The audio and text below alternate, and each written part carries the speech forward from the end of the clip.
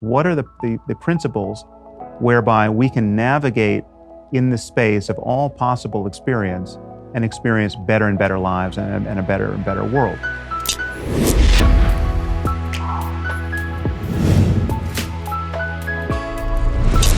So today's Sunday special featuring Sam Harris, the author of Waking Up and the host of the Waking Up podcast, will begin in just a second. First, I want to remind you that you're going to die.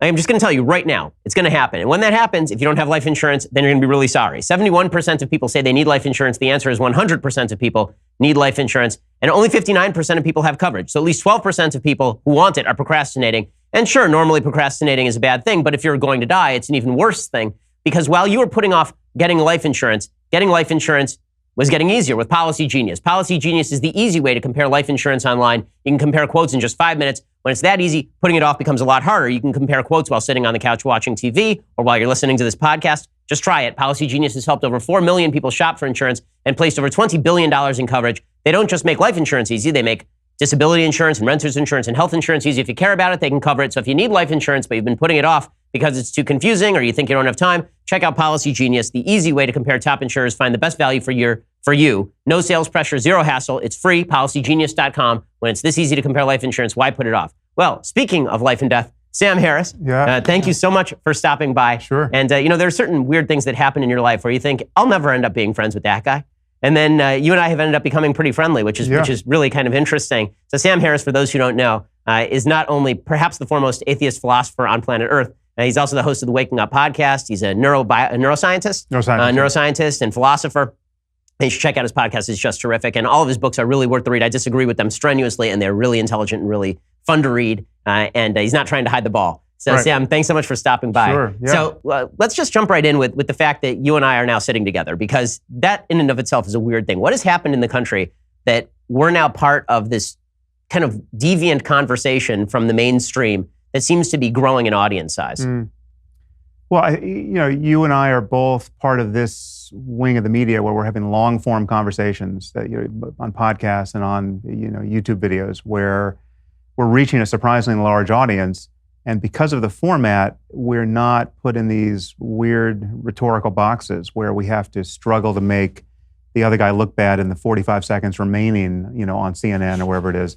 And so we really can unpack an argument, and we can search for the possibility of convergence in real time together. And so it's, you might not notice the difference if you're listening to this in any 30-second bit of conversation, but over the course of an hour or 2 hours, you notice that you're hearing a conversation that you're not hearing elsewhere. And so, and you and I we don't agree, as you say, about many things, but we're in the same media channel, and we're approaching these conversations in a similar spirit of just being willing to put our thoughts on the line and based on a principle of charity, engage with the best version in our opponents. I think that's really important, because, as you say, when you're spending your life in cable news, it's always finding the worst version of the argument and then bashing it with a club until it's dead like a baby seal on the ice. But it's really interesting because the intellectual dark web, which is a coined term by our friend Eric Weinstein, at your podcast, where we were doing a taping of your podcast in San Francisco, and that, of course, is a conversation between three people who disagree on a wide variety of topics. What do you think sort of characterizes this? Because it's become really controversial, the term itself. There's been a lot of backlash to even the idea that there is an intellectual dark web. Does it exist? If so, what are the sort of common factors you think that unify the widely disparate viewpoints therein? Well, I think it's what I just mentioned, the fact that these conversations are happening in the dark with respect to the mainstream media. I don't think most people at the New York Times or on CNN understand how big your audience is, or how big Joe Rogan's audience is, or my audience is. Just the numbers would surprise them, and the fact that people are listening with that level of engagement would surprise them. And ideological commitments aside, or beliefs aside, we're having conversations that are not really yet on the radar of the mainstream media, and yet we have analogous large audiences.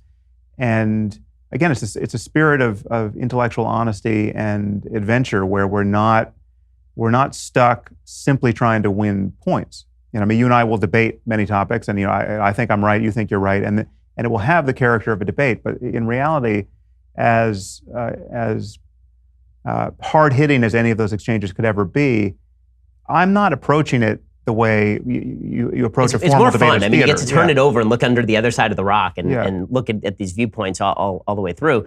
And one of the things that I think has happened that's driven this group of people together is the fact that the hard left has become so ensconced in identity politics. I know that you obviously got into a very well-publicized exchange with Ezra Klein at Vox over this, in which I thought he wasn't that fun? I thought he was deeply intellectually dishonest. Shocker. Yeah, But I thought it was deeply intellectually dishonest. And then his suggestion that you were saying identity politics is bad is in and of itself a form of identity politics. Right. What do you make of this whole identity politics rising tide, and what do you think the backlash to that's going to be? Where is it coming from? Well, it's coming mostly from the left. I mean, it's producing a counter effect on the right, which is white or even white male identity politics. And so it's natural to see that these two sides are amplifying one another. But on the left, it's much more troubling for me because the left is the space traditionally where self-criticism and wondering whether or not you might be wrong is just a paramount virtue, right? And so that has metastasized in this context to a kind of just shattering of epistemology where on some level there's no such thing as truth, there's just power, right? We're just responding to differences in power, and all of this is anchored to unchangeable characteristics like skin color and sexual preference, and so it's just you are.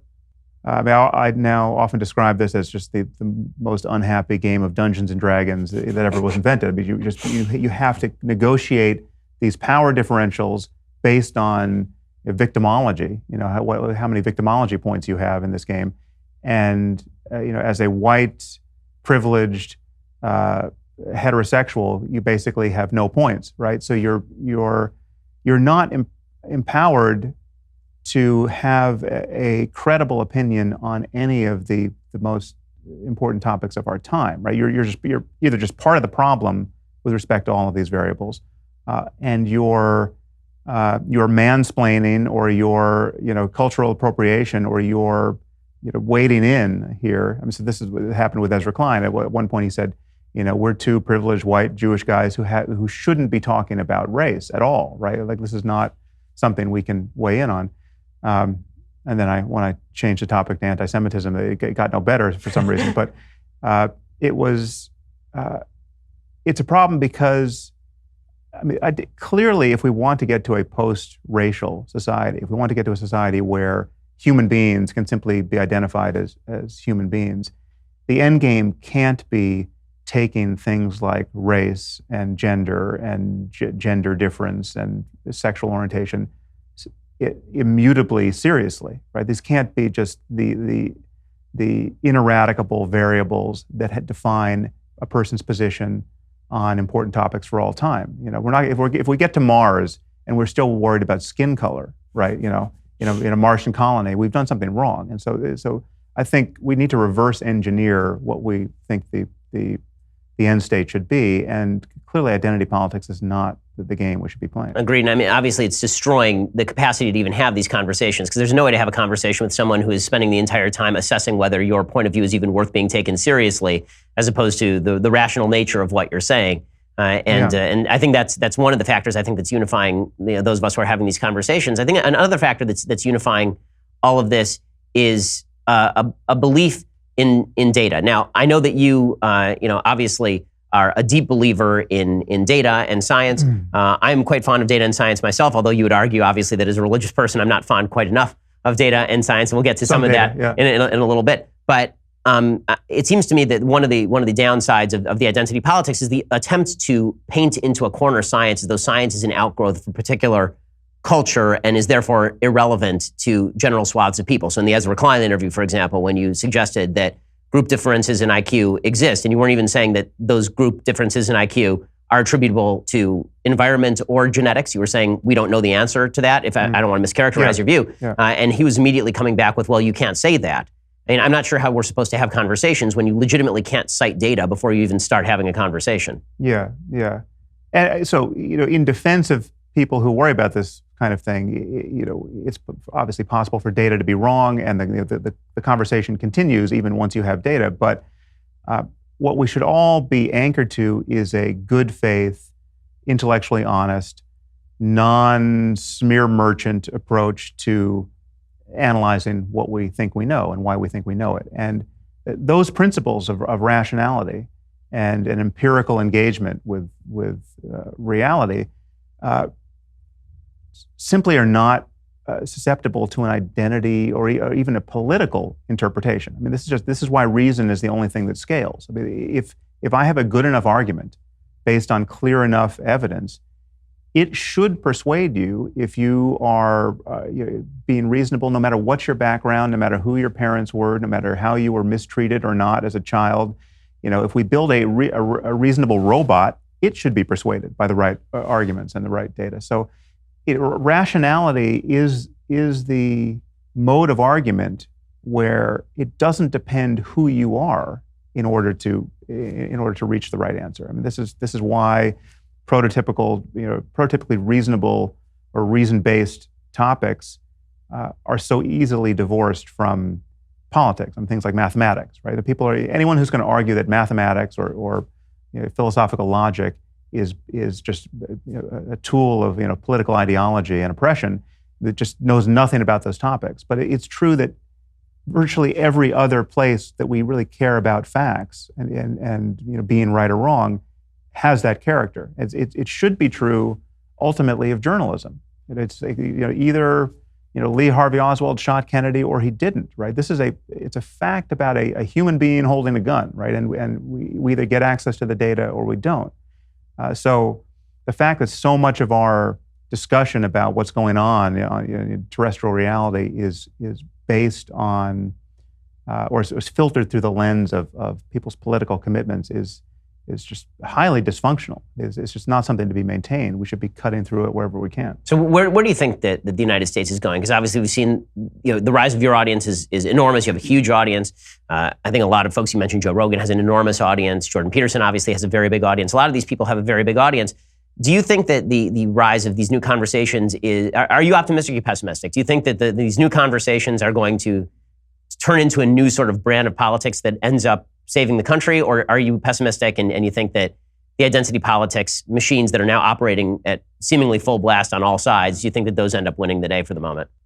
I don't know. Yeah, I really just, the future is a big question mark for me. And because the present is fundamentally surprising to me. I didn't think we would get Trump. There's almost nothing, and getting Trump, I didn't think we would get the kind of reaction we see to Trump. I mean, I could have predicted the reaction on the left, but it just amazes me every day that he is as untouchable based on his own missteps and gaffes and crazy utterances. I mean, just the fact that nothing sticks to him, it surprises me every day. So I don't quite know how we got here. I think I think you and I will be fine, right? I'm very optimistic about our having conversations like this and this channel and media having a kind of a durable interest for people. But whether it will affect any real political change in the near term, I don't know, because I see the left is fully capable of playing a what should be a fairly good hand so badly as to just amplify white populism and Trumpism for well beyond Trump's next 4 years. I just think there's no mistake so idiotic that the left isn't capable of it at this moment. And I'm as you point out or as we'll discover, I'm on the left on virtually every relevant question, except the ones we've been talking about, which is the virtues of identity politics and victimology. So let's talk about your political viewpoint a little bit. So you say you're on the left on a bunch of different issues. Are you more on the left socially, as far as being libertarian? Because the truth is that you and I probably agree on the government's role in a lot of those particular areas. Probably not on abortion, but on same-sex marriage, for example. I think we probably agree the government should not be involved in these sorts of decisions. Yeah. But as far as economics, are you also on the left? Or are you more in favor of redistributionism? And on what grounds? Well, I think the government, I'm a fan of libertarianism up to a point. I think the government should only do what it can do best, right? So that winnows. So for me, nothing, but for... Yeah, so then I think the arguments about what markets can do and not do, that's where it all gets hashed out. I think there are things that markets just can't efficiently incentivize that we really, as a society, want to incentivize as quickly as possible. So if it's a transfer to a renewable economy, I think waiting around for the market to get that perfectly right, which might only happen if we just run out of oil, I think that's waiting too long, right? So I think it's good. So for instance, the people who, and also we should recognize that the oil industry is already subsidized, right? So if you got those subsidies out, then there would be a clearer competition with renewables. But I think it would be rational for the government to, quote, pick a winner in that space, not a winner with respect to a specific company, but recognize that there's certain things we want to incentivize.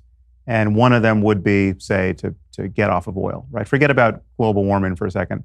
Just we want clean air, right? So if we wanted to incentivize clean air, the market isn't necessarily the best way to do that, because if you're burning something horrendous in your factory, you can't adequately compensate me for the smoke that blows over the fence. Right, there are externalities, right? Obviously. Yeah. So I think the externalities in many cases are, I think libertarians ignore them, or they think that far too blunt an instrument would correct for them, something like a boycott. So if you're a massive polluter, and I don't like it, I can organize a boycott against you, and in the fullness of time, that's going to do its work.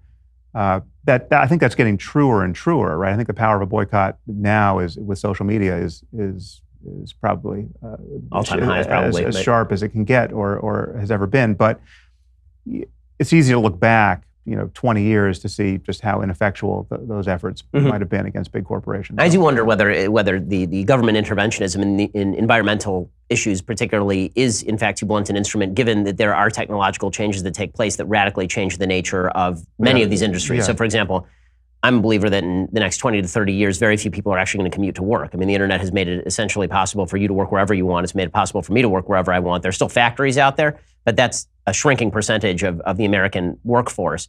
Right. I mean, you're seeing major retailers go out of business specifically because people are sitting home.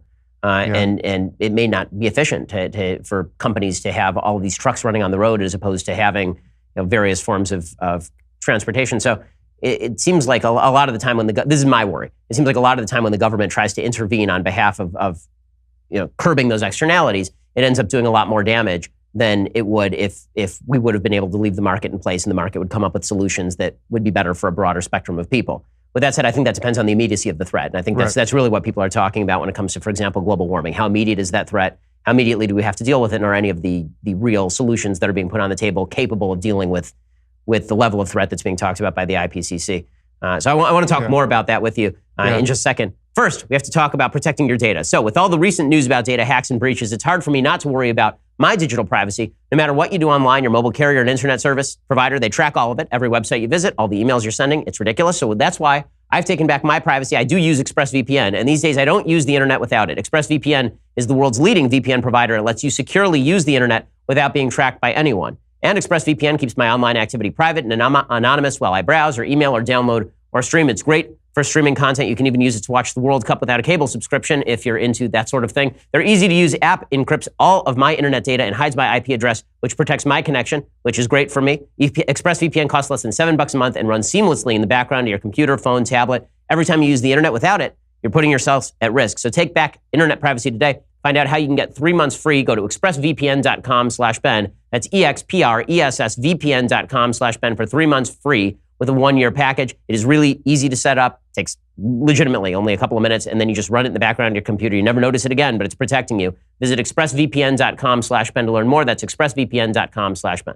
Okay, so let's talk a little bit about some of the kind of root issues that I think people want us to get into, which is going to be all the religion versus atheism and rationality and all the deep stuff that is actually more fun to talk about than politics, in my view. Yeah. And I get the pleasure of talking about it with you here because I don't usually have the pleasure of talking about it on a daily basis when I'm covering politics. Yeah.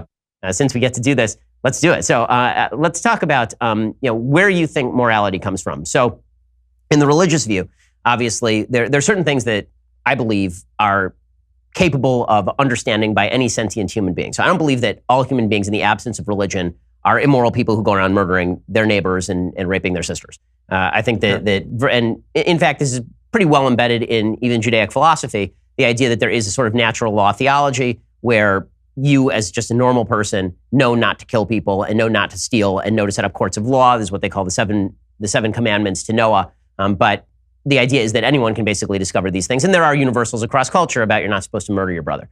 But the biblical reading is that to reach a more sophisticated level of morality that leads to a sort of right-based society we see here, you at least need the catalyzing enzyme of a Judeo-Christian religion in order to get here. That would, I think, be the most rationalistic argument on behalf of Judeo-Christian values. But where is here again? Here would be a civilization that values individual rights above the values of the collective, that says that people are to be treated, to use the biblical phrase, as made in the image of God, that we should treat individuals as made in the image of God. That does not happen in the absence of a Judeo-Christian value system. That's the religious argument. Although that is more of a historical argument. Right. That's what I'm saying. It's a rationalistic argument, because the deeply religious argument would be God said so, so do it, right? But that's not the argument that I think is the most compelling, because that only works if you believe in God and if you believe in revelation. So that's not the argument that I tend to make, because I don't find it intellectually convincing. It's an argument from authority, which of course is not particularly convincing. So I tend to make the historical argument, which is that history brought us to, that the reason we are at this point in history is because without that particular catalyzing enzyme, you don't get what you have here, which is why the West and Western civilization crop up in a Judeo-Christian system, but don't crop up in, for example, Islamic countries, and Islam's been around for 1,000 years. So number one, what do you make of that argument? And then I want to get into where you think morality comes from. Right. Well, a few points. One, I'm not convinced by that historical argument. I think you can cherry pick the data either way and come up with a different conclusion. And even if I agreed with it, it wouldn't make the case I think you want to make, because it would be an instance of what's called the genetic fallacy, which is even if we granted that our respect for individual rights, say, came from a Judeo-Christian tradition, it doesn't mean that it can only come from there, or that it even is best gotten from there. And I would say that it actually hasn't come principally from there. And there are many ways. So, for instance, you could say that Christianity, in particular, was in part responsible for the fall of the Roman Empire. Right. So Christianity undermined the notion that the Roman emperor was a god. It made it harder to recruit true soldiers, and they had to farm it out to mercenaries. And it eroded what you might call traditional Roman values. And then, the Western Empire fell, and, we ushered in the Dark Ages. And insofar as there was a reboot to civilization at that point, it was largely the result of the learning and philosophical insight of antiquity being preserved by, of all people, the Islamic world, right? So I think you can have it any way you want looking at history, but it just doesn't get you there in terms of the moral content and in this case, the political or social content coming from the Bible or any other religious text. So then why here? Meaning, like, why in Judeo-Christian civilization, but not Islamic civilization? Because you mentioned rediscovery of Aristotle and reuse of Aristotle in 10th and 11th centuries was really beginning, in the Islamic world long before Aquinas really repopularized it in the 13th and 14th centuries. Yeah. Well, one, I think it's, from my point of view, it's impossible to ignore the influence of Islam. I mean, Islam is its own ideology and set of dogmatisms that are inflexible and at odds with the spirit of science fundamentally. And despite the fact that there was a brief period where there seemed to be some, happy convergence between scientific and mathematical insight and Islam, for the most part, Islam has been hostile to a real intellectual life, and in a way that Christianity was hostile even when the scientific worldview was struggling to be born in the 16th century and the 15th century.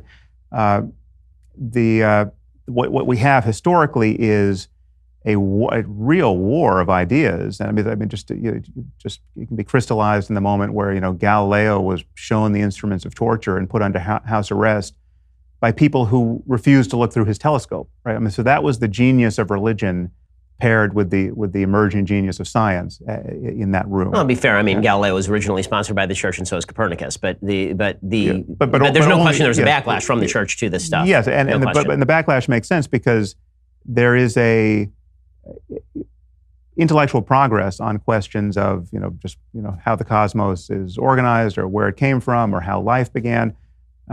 All of these questions are the scientific answers to which are in zero-sum contest with the doctrines found in the books. Now, it's true that there are religious people, and now even the Pope, who have relaxed their adherence to tradition enough to make room for something like evolution, right? But it is still a problem. Not a super new idea. I mean, right? Aquinas was talking about this in the 13th century and 14th century. The idea that if it was in science and it was contradicted by the book, then you're misreading the book, right? I mean, that's a pretty old idea. But that is to subvert science rather than the book in Aquinas' case. I mean, Aquinas thought heretics should be put to death, right? His argument for capital punishment for heresy, and Augustine made the same argument. Augustine thought they should be tortured, right? So that those two great lights of the Catholic Church gave us the Inquisition and gave us more than a century. I think it's also fair to say that they were rather instrumental in the development of modern science. So the Dark Ages,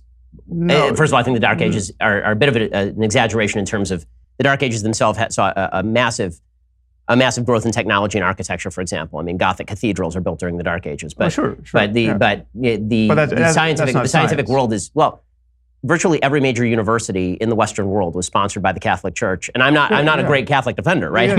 But virtually all major universities were sponsored by the Catholic Church, which saw consonance between science and religion as a reason to actually investigate the natural world.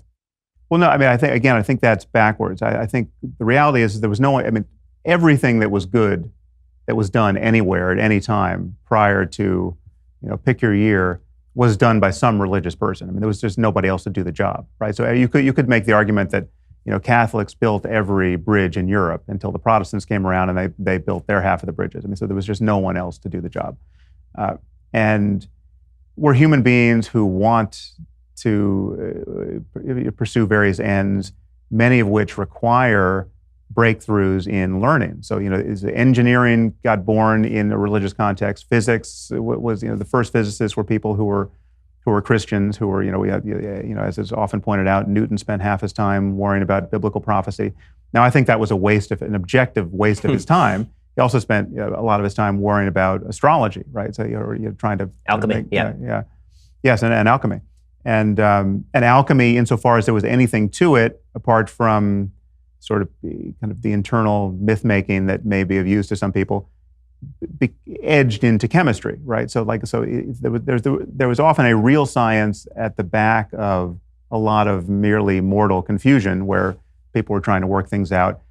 I would argue very much under the shadow of religious commitments that they need not have had and were not actually serving their ultimate ends. And this for me is true in the moral sphere as well, because this is why the Bible, in my view, can't be the real repository of our moral wisdom in any sense, because when you go to read it, you are forced to ignore certain passages or reinterpret them rather aggressively to conform to what you now in the 21st century have every reason to believe is good or a direction worth going socially. So, it is just an inconvenient fact that slavery is endorsed in the Bible. It's explicitly endorsed in the Old Testament, and it's certainly not repudiated in the New, right? And Jesus told slaves to serve their masters and to serve their Christian masters especially well. So there's no place in the Bible where you can get a truly compelling case against slavery, because the creator of the universe clearly expected slavery to be a human institution. Well, except for abolitionists finding enough inspiration in the Bible to use it as their main text. But they did that despite what's in the Bible. Well, I think that is, I mean, I don't want to, this shouldn't sound insulting because it's not meant as an insult. I think that from a religious point of view, that's a simplistic reading of the Bible's role in human affairs, meaning that when any written document is given to any group of people, it has to be given to people in a way that they can understand. It's not that slavery was endorsed by the Bible. It's that slavery is universal among human civilization until modern times. But it was no.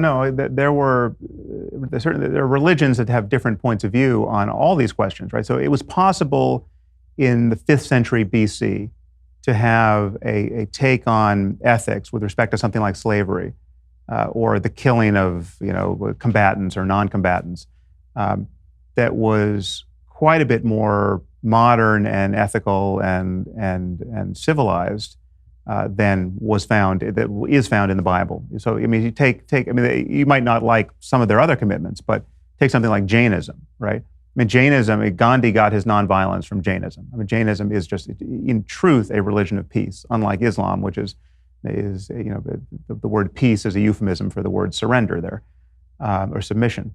So it's possible for people 2,500 years ago to wake up one day and even write a book which suggests don't harm anyone or anything, even a cricket. Right. Well, that's fine. But the question is, how many converts does Jainism have? Meaning that the point of, if you're going to give a book over, let's pretend that you thought that God existed and that you were He, and it was your job to convey to a group of human beings what you think morality should be, understanding that they're going to take that and develop that because we do have this gift of human reason that we use to develop things. And so there's a root text, and then it is developed over time. This is why I think Judaism is particularly kind of unique in this respect, because that's been an ongoing dialectic for literally thousands of years. I mean, there's legitimately, thousands of pages of tractates of just people arguing about these particular issues. You would say that the argument should have started from the point of there was no text for them to argue about, and they should have just argued from sort of a priori reason, maybe. No, I mean, I respect text, but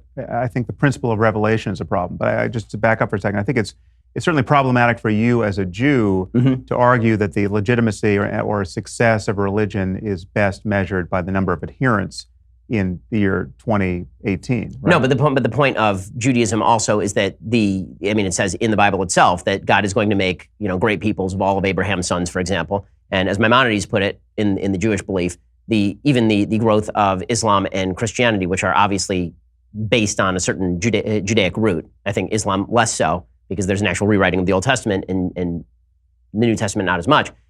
Maimonides suggested that Christianity had basically been brought about as an extension of Judaism, which is the greatest, Christianity is the greatest converting religion in the history of the world. Right. So but it seems so strange to count at the success in terms of numbers of Christianity and Islam, given that the basic principle. The bottom line is the basic principles of Judaism. Those have been embraced in a way that the basic principles of Jainism have not across time, and they've shaped civilizations in a way that is significantly better than the principles of Jainism have shifted any number of small people, or a small group of people, not small people, obviously. Well, so again, it's just the fact that you and I could improve the Bible with very little thought, just by taking out, if we just took out the worst passages that have no possible redeemable content this year, or I would argue any other year, right? The Bible's already improved, right? So the fact that we could edit it to anyone's advantage is a problem for the idea that this was written by an omniscient being and not to be superseded by any human effort now or generations from now. And it's a problem not just for the Bible, it's a problem for the Quran. And this notion of revelation is what gets us there. Now, if you're going to treat all books as the product of just human minds, brilliant or not, and every shelf in the bookstore or library has the same status with respect to the merely mortal provenance of these ideas, then it's fine. Then you can pick and choose the best ideas, right? And then you can be slavishly attached to, the Plato's Republic, and that can be your favorite book. But what Revelation gets you is this notion that no, this isn't just a book, right? This is the product of omniscience on some level. And that ties your hands intellectually, because then you are forced to make these acrobatic contortions around passages which clearly have no good application now and didn't even have a good application then. And when you view it from the other side, when you think about just how good a book would be if an omniscient being wrote it. I mean, that is it's very easy to see what could be in there that would still astonish us. I mean, it's very easy to see what could be in there that would prove, just based on the time of its emergence, that this couldn't have been the product of merely human minds. And there's nothing like that in the Bible. To respond to some of those points, I think that there's a lot there, so I'm going to try and kind of parse it as we go. I think that one of the arguments that is made, certainly in the Talmud, is the idea that human reason was generated in order to help reason through the Bible, basically. That the Bible is not just, here it is, obey it, but it is also a constant conversation between God and man, in the sense that there is a active conversation that goes into the interpretation of these texts. And so what the Bible really is an anchor,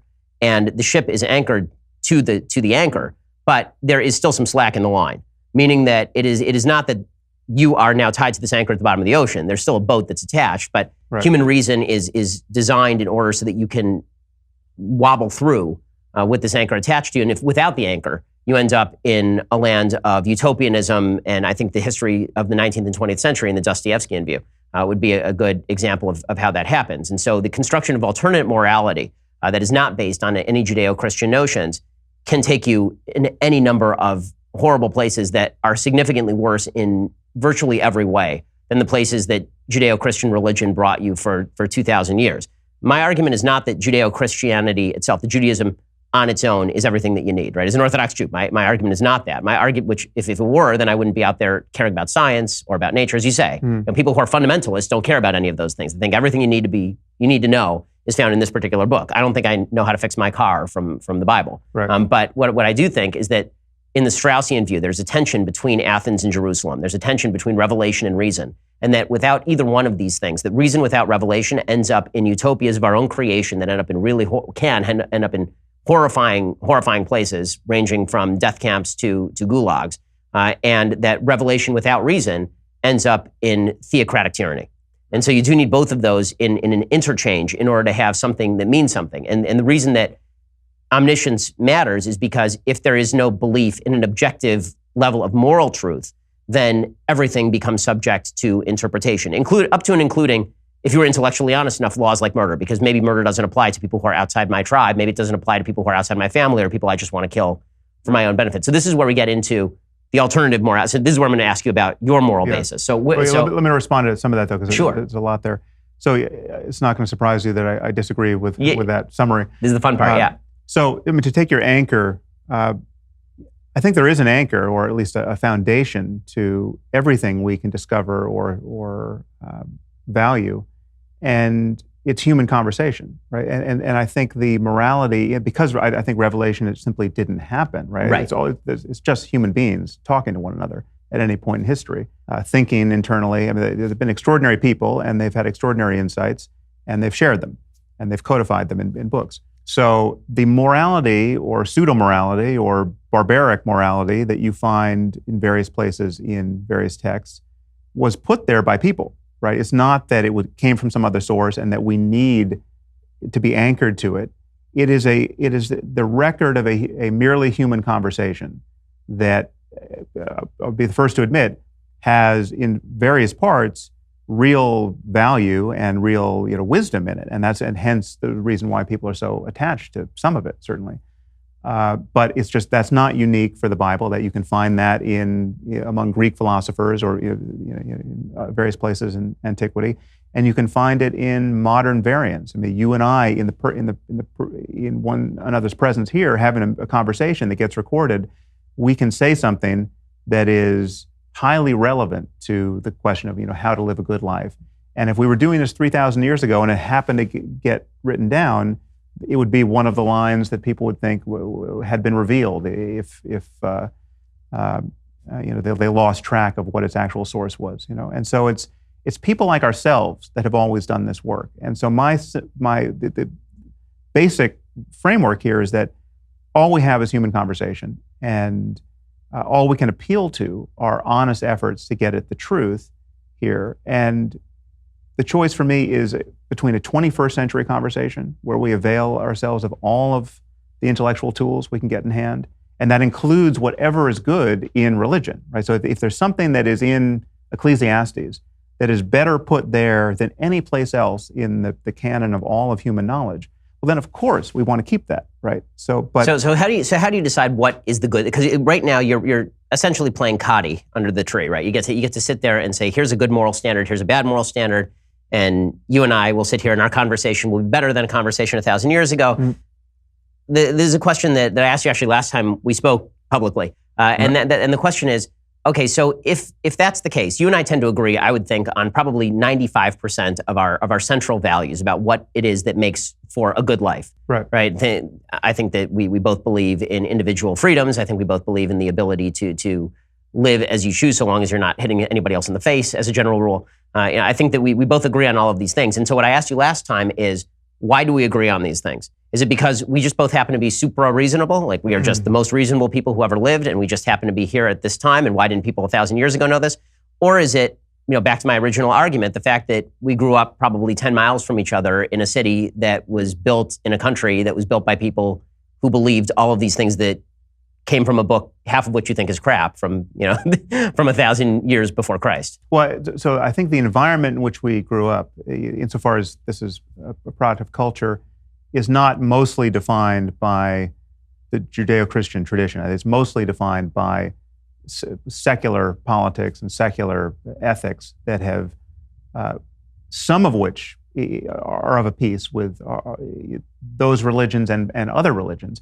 Something like the Golden Rule. I mean, the Golden Rule predates Christianity, certainly. It's in Leviticus, I think. And love thy neighbor as thyself, in Leviticus. Yeah, and but it's not unique there too. I mean, there are Greek philosophers. I think Epictetus articulated it someplace. The truth is, it predates our humanity on some basic level. You can see evidence of it in monkeys, right? There's an expectation of fairness even in monkeys, right? So this is we're running a software program that is morally relevant to us, that is riddled with bugs, but that predates our humanity. And so largely what civilization is, what the good parts of culture that will lead to something that is durable at the level of civilization, largely correct for our merely hominid, merely evolved, merely creaturely moral intuition. So for instance, like you and I have as front and center in our moral hardware a sense of disgust, right? And disgust has roots below anything that could be considered moral. It's just, you can smell something bad and you feel like vomiting, and but the truth is, in terms of the evolution of the brain doesn't evolve new modules that can do fundamentally new things. It has to evolve capacities that are predicated on the old hardware that was anchored to things like, I'm going to vomit based on that smell, right? And much of our moral thinking about the world is disgust-based or fear-based, and it gets applied to things like how you feel about gay marriage, say. So if you go into a Bible-thumping fundamentalist Christian context where you can find people who are just adamant that gay marriage is wrong, this disgust circuitry is tuned up through the lens of that social question. And so I view conversation about ethical truth and progress in ethical space being more a matter of reasoning and unhooking our reflexive, in this case, disgust-based intuitions from our sense of what is ultimately good. I mean, there are things that you and I might not be comfortable with the first time we consider them, that we can get comfortable with by thinking it through or imagining things from other people's perspectives. Or at the very least that we think are immoral but still think that we have no business in doing anything about. Right? Yeah, and ultimately, there are cases of kind of moral dumbfounding where you would have to admit that it's moral in the sense that you can't point to a victim, right? And yet, Jonathan Haidt talks about experiments like this, somebody who's having sex with a dead chicken. But it still disgusts you. I mean, to take it out of the moral sphere for a second, if I told you, well, I have Jeffrey Dahmer's sweater. It's been dry cleaned. Would you try it on? Right now, everyone recoils from that, right? But it's not. If you actually think about it, it's not something that there's kind of a magical superstition intruding there, where you think it's something that's been deposited in the sweater, even though we dry cleaned it 450 times, right? So it's and if maybe a sweater is too charged, but to take something that where there would be absolutely no question that Hitler's his DNA, harmonica. it's not Yeah, covered with this creepy guy's DNA. It's something that you just, in order to recoil from it, you are Right. thinking superstitiously, right? So you can correct for those. So you're making a moves. sociobiological explanation for morality, like basically there's an E.O. Wilson explanation for the evolution of morality? No, to the contrary, I think that there are two very different ways to talk about morality with respect to our scientific understanding of ourselves. One is what you just referenced, this biological, evolutionary, descriptive story of how we got here. Why is it that we're the sort of apes that feel these sorts of ways about social interactions, say, right? And why is our moral thinking anchored to those properties?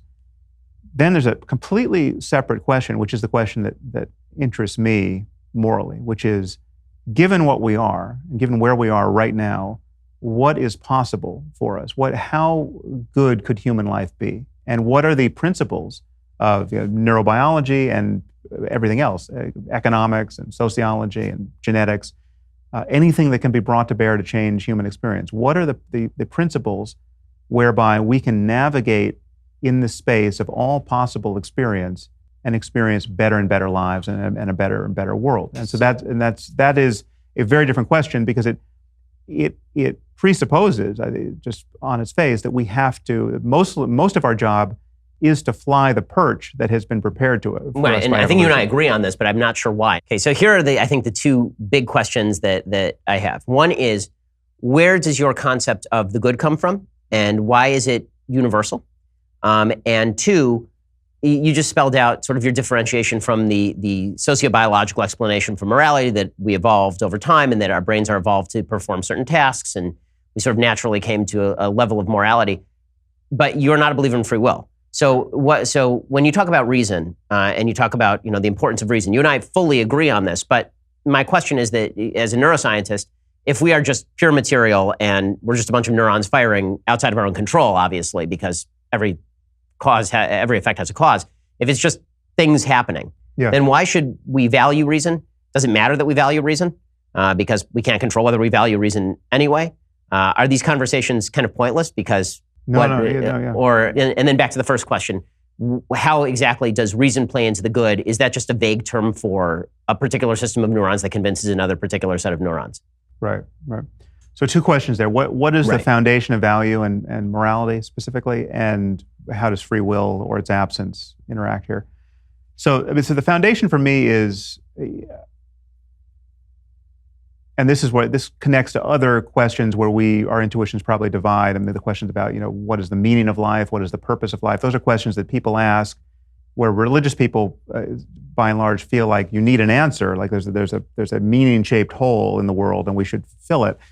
And I, given how I view things, think it's the wrong question. I mean, what I see us as having is an opportunity. We are in a circumstance where, based on the minds we have, there's a range of possible experience. And and the horizon goes in both directions, to the very, very bad and the very, very good. And we don't quite know how bad things can get, but based on what we know, we know they can get far worse than we ever want to touch.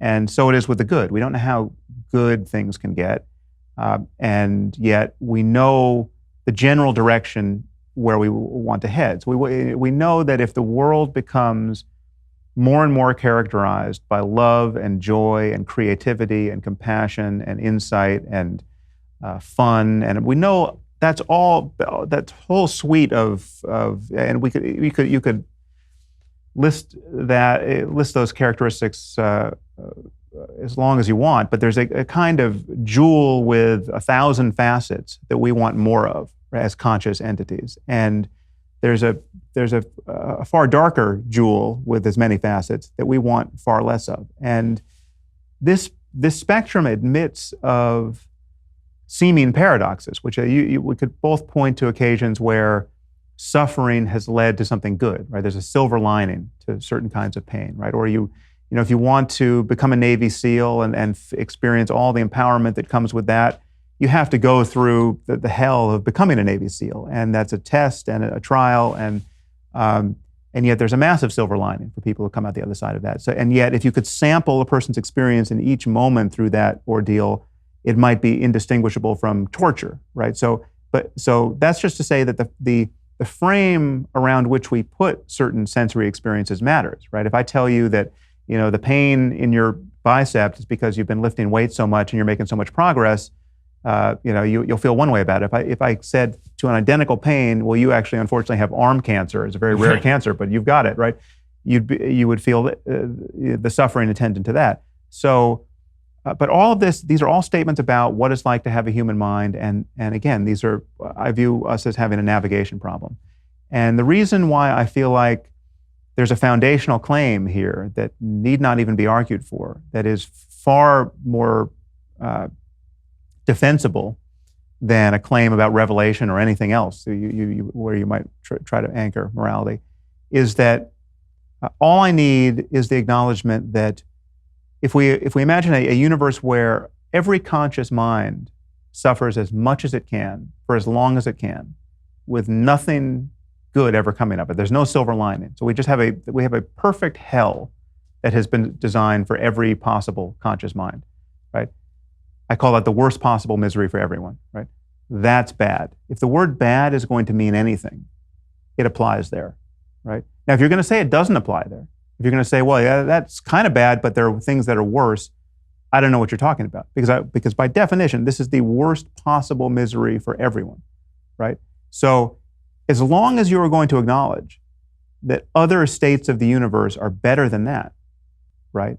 Then you've given me my continuum of better and worse. You're making a very St. Anselm ontological argument here about the nature of bad, and I'm not sure that. No. If you can imagine the worst island that you could possibly imagine, then no, it's very different from that, because it's not to say that because that's clearly specious. If I said to you, well, there's a perfect turtle. Right. I mean, I agree with you. I'm not defending the ontological argument. I'm making the argument that you're sort of making an ontological argument. It's not. It may sound that way, but it's not. It's like it's so rudimentary. Because I think that you're failing to define a couple of terms, meaning that. Like what? So when you say the worst possible suffering, do you mean physical suffering? Do you mean mental suffering? And the truth is any combination that's the worst combined suffering. But people willingly choose suffering. It's all mental. It's all mental in the end. But it's all a matter of consciousness and its content. Right. And I think I feel like you're playing a little bit of a trick when you sort of presuppose that we share a common definition of suffering. I think there's certain things where we share a definition let's say we don't, but so let's say we have a helmet we can put on and dial in every possible conscious state for a human brain, right? Okay. So you can wear the helmet and I can wear the helmet, and we each tune it to state, X551, right? Right. And I say, well, how do you like that? So one thing that is implicit here, although it's not a defeater if it's not so, but I have an expectation that you and I will converge, perhaps not on every specific state as our favorite or our least favorite, but there'll be whole families of states there that you and I will acknowledge. Well, these are all fantastic. Maybe I'm not sure which I like better than the other, but this is really good. I'd like to feel more of this. And we'll converge. And this is just based on the similarity. I mean, so how do you not end up, if you're pursuing the ultimate, if there is such a thing as the ultimate possible good, and this good is what you are, how do you not end up, number one, in sort of the brave new world? You're drugging yourself the whole time for pleasure. That's an interesting question. And number two, this does bring to mind an essay by George Orwell that he wrote in 1940 about the rise of Nazism. And what he basically suggested was, why is it that everything is so good in the West? Like everything is much better in Britain than it is in Germany, and yet people are willingly joining up with this monster to go and fight. And he said, because it turns out that a lot of people don't want freedom, a lot of people don't want pleasure, a lot of people are willing to forego those things in favor of a higher pursuit. And you see that now with literally billions of people who, I think that the Bush line that every human soul yearns for freedom, I don't think that's true. I think there are a lot of people who misdefine freedom or think that freedom is something that freedom is not. Otherwise, they wouldn't willingly convert into these systems. So I think that it is a little simple. No, but none of this contradicts the picture I'm painting. It's just that all of these things, all of these differences among people will have explanations, and we don't yet have those explanations in hand. But so take the simplest case. You and I each put our hand on a hot stove. Right now, given our similarity neurologically, I would expect if the stove is hot enough, you and I will have indistinguishable responses, right? And if you don't, if one of us doesn't have that response, there's something wrong with our nervous system. So, but let's just say we met somebody who had a different enough response that we even couldn't converge on the question of, hot stoves are, not worth touching, right? You have a masochist who likes a certain kind of pain that you and I find intolerable. Now, there's an explanation for that difference between us. Now, it might be an explanation that we would have some insight into. Maybe this person has trained himself to feel this, and he just gets this massive, opiate rush for, it's like, in Lawrence of Arabia, apparently that's a true story about him. But that's, you can train yourself to feel a different way about certain kinds of classically unpleasant stimuli. But again, all of this fits in a complete picture that we don't yet have about just why it is certain minds are the way they are. So the macro question for me is, given all the minds as they are, where should we want to go, both individually and collectively?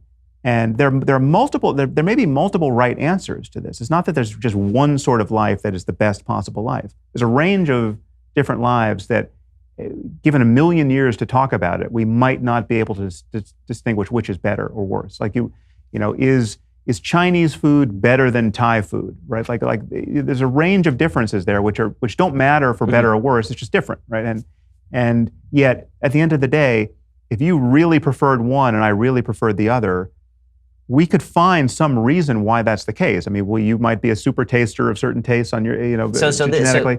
But then it's still coherent to ask: should we, if we could really intrude in the brain and change our intuitions about better and worse, right? If I could change your sense of the rightness of certain actions or the wrongness, we could make this we could ask this additional question of whether that would be good. Because that would be a new way of navigating in the space. And this brings you to your Brave New World question. So if it's possible to, let's say we had a cure for sadness, right? This is an example I've used before, where we have a pill that perfectly cancels the feeling of grief, say. So at what point after the death of a loved one would you want to take this pill, right? And the answer might be never, and you would have a reason why that was the case. But you could imagine someone who's just so destroyed by the experience of grief that they just can't get their life back on track. Everyone in their life is worried about them. They're on the verge of suicide. At a certain point, you'd say, well, let's just give you this pill and just see if we can bring a little daylight in there, even if you were against using it for yourself, right? But presumably, you wouldn't want to take it 30 seconds after your kid was run over by a bus. You just see the worst thing that's ever happened in your life happen, and then you just pop this pill and you don't feel anything, one way or the other about it, right? You're ready to go to Starbucks, right? That would be a complete fragmentation of who you are with respect to the love you feel or felt for your child, right? Like what does loving your child mean if immediately upon his or her death, you want to cancel your grief and you feel great, right? So we don't know it'd be hard to find the right answer, and this kind of thing is very likely coming, by the way, right? It's very likely we will one day have a cure for grief, right? And we'll have to figure out how to use it, and there will be wrong ways to use it. But I think what we want, I think the intuition that causes you to ask this question about Aldous Huxley and Brave New World is that we're right to want to be anchored to reality in some sense. And if we were ever faced with an opportunity of just uploading ourselves into a simulation where just the world is a video game and nothing is real, right? So our states of happiness are totally divorced from the reality of our lives, right? And our actual relationships and the conscious experience of other people, that would be a bad thing, right? And yet we could imagine a circumstance of maximizing pleasure in a way that's divorced from reality. And that's an interesting argument to have ethically, because I think our intuitions about that could change to some degree. And I think that there are ways in which we're already in something very much like a simulation that's not, to talk about what is real in this context is interesting. But I share your bias here. I share the sense that there are versions of pure pleasure, Brave New World futures where everyone's a heroin addict, perfectly medicated. That's not good, right? And I think you can adjudicate that based on other possible experiences in the landscape of all possible experiences that are clearly better. And you would make an argument based on evaluating those experiences. Okay, so this is one of those episodes where it's just, I'm going to be devastated that we don't have a second hour to actually go into all of these issues because we basically scratched the surface on all of this. But sort of final parting question, because we didn't even get into rationality or free will, exactly, a couple places where I'm sure we have more disagreements. But I have a very short answer to that piece. Perfect. So go for it. So rationality, and I think I might have said this to you on stage at our event, rationality is not, the successful moments of reasoning are not examples where freedom of will is even tempting to ascribe. I mean, so it's if I give you an argument, if you strongly believe one thing, and I give you an argument that persuades you, that just knocks down the row of dominoes in your mind, that leads you to think. Right. No, I understand your argument, which is that it's a naturalistic response to a reasonable argument, and you don't have any control over that. But you don't have any control over any moment where you finally see the light. So where I give you a chain of reasoning and it works, that's a moment where you are changed by something extrinsic to your own volition. Right? So my basic response to that is yes and no, because you see people who clearly resist the impact of a reasonable argument on themselves. But the resistance is what it is to be unreasonable or to be under the sway of wishful thinking or confirmation. Right, but the bottom line is that from my perspective, that is somebody, if the idea is that reason is basically just eliciting a particular response, then people have the capacity to override their ability to listen to reason. So if you're going to ascribe that to free will, that's a different thing to ascribe. But that, again, I wouldn't. You don't need free will to explain that. But that is, take the reasoning piece. If I give you the quintessential moment of it, I give you a column of numbers to add up. Right. You have 0 degrees of freedom if you're going to actually be doing arithmetic. So then the final question here, because we're going to have you in for like a 4-hour session here and just schmooze. But is the argument in favor of reason a moral reason is good argument, or is the argument a utilitarian reason is useful argument, or is it both? Because I can imagine a lot of ways to convince people of things that don't involve me making arguments to them, and that historically have been used to great success with horrible, horrific human carnage, obviously. Well, you're not necessarily convincing them in that case. You're just forcing them. Forcing them. Yeah, that's right. Although I would say that you can indoctrinate fully millions of people into you would think this too, right? Yeah, I mean, sure. that it's possible to indoctrinate people not using reason into fully formed belief systems. Yeah. So when you make the argument for reason, are you saying that reason is morally better? And if so, why is reason morally better than, for example, the appeal of passion, which has obviously motivated billions of people over time? Right. Well, I don't think they're as separable as many people think. I think you can't reason, and there's neurological evidence to back this up. And Antonio Damasio did this work decades ago, where if you have certain neurological injuries in the orbital medial prefrontal cortex, you can't be moved by the products of your, quote, reasoning, because reason has to be anchored to emotion in a very direct way. And you can actually feel this in yourself. So if I say something that starts to sound like bullshit to you, right, that feeling of doubt, the feeling that you have detected errors in my chain of reasoning, that feels like something. That is an emotion, right? And if you couldn't feel that, if it was all just cold and calculating and just... That's why sociopaths, can't reason their way to virtually anything. Well, they can. Can reason their way to everything. They can reason fine. Unfortunately, they just don't care about other people's experience. So they're very manipulative in ways that you and I wouldn't. But reason itself doesn't arrive at a moral answer in any case. Well, so for me, reason is the only thing that, again, as we talked about at the top of this, it's the only thing that takes us out of who we are and scales to some universal point of view. You're not reasoning. If you're actually reasoning, what you're arriving at is not just true for you, it's true for anyone who could be it's true from essentially above on any given topic. It does offer the view from above or the view from any possible perspective, or at least it takes into account the effect of perspective.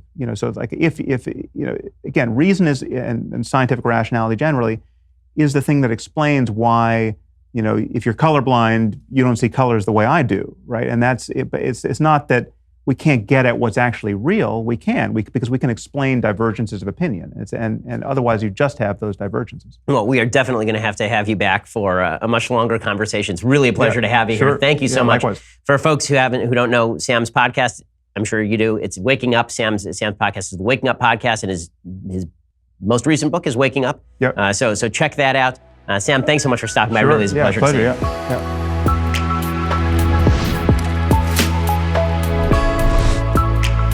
The Ben Shapiro Show's Sunday Special is produced by Jonathan Hay, executive producer Jeremy Boring, associate producers Mathis Glover and Austin Stevens, edited by Alex Zingaro. Audio is mixed by Mike Coromina. Hair and makeup is by Jesua Alvera, and title graphics by Cynthia Angulo. The Ben Shapiro Show's Sunday Special is a Daily Wire Forward Publishing production. Copyright Forward Publishing 2018.